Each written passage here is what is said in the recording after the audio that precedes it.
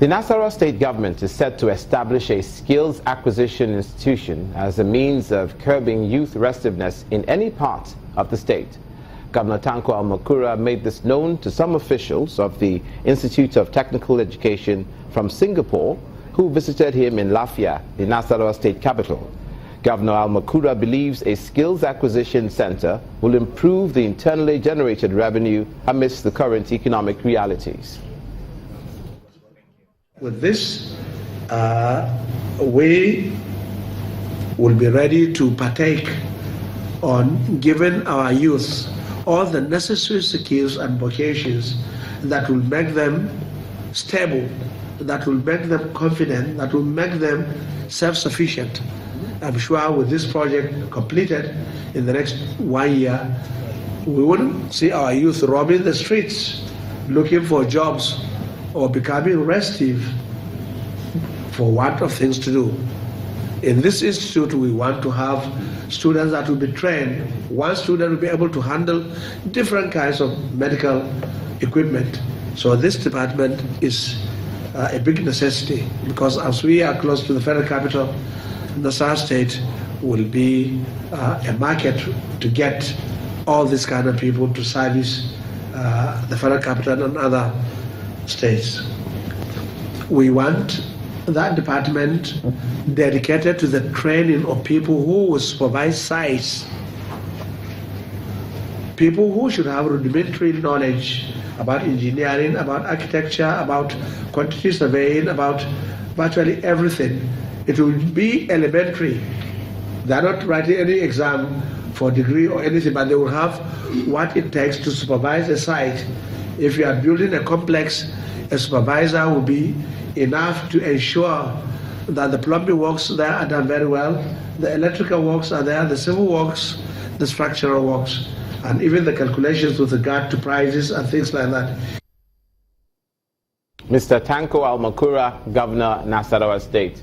Now to the southeastern region of the country, many militants in Imo State are heeding the call by the state government to lay down their arms in exchange for amnesty. Over 500 agitators from the affected communities of Imo were given a 7-day ultimatum to surrender their arms. The militants trooped to the International Convention Center in Owerri, the state capital, where the deal took place. It could be recalled that sometime last week, over 1,000 militants and agitators from some communities of Imo State laid down their arms in search of amnesty given by the state government. And as a way of further embracing peace in the area, the governor gave a 7-day ultimatum to other militants to do likewise.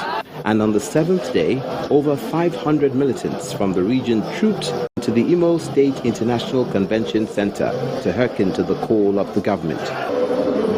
A notorious militant in the area and top on the wanted list of security operatives in Imo State, whom the community says always dresses in military uniform to perpetrate evil acts, was present to also lay down his arms.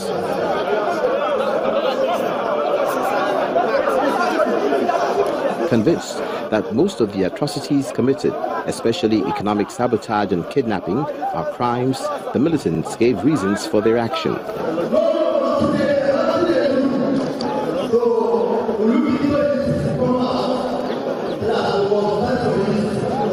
One after the other, they came out to drop their weapons and all dangerous instruments used to perpetrate crime.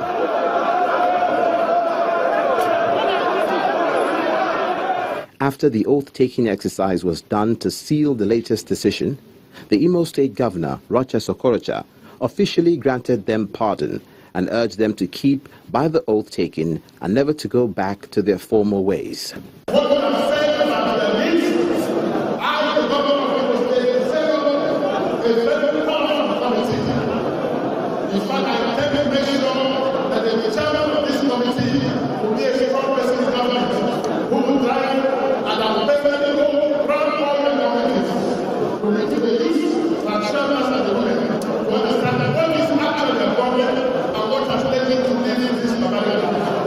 With this development, hopefully peace will return to the affected local government areas of Imo State and the blowing up of oil pipelines in the area will stop.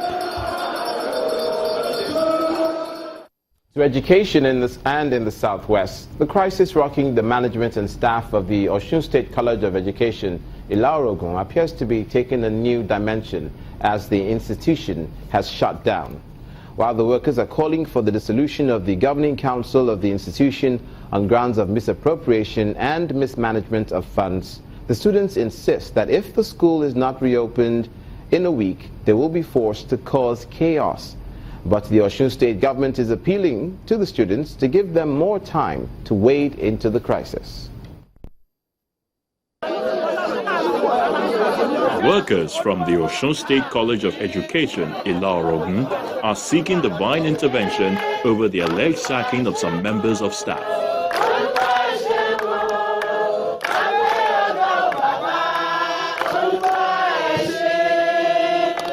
The workers accuse the chairman of the governing council of the institution of laying off 72 members of staff.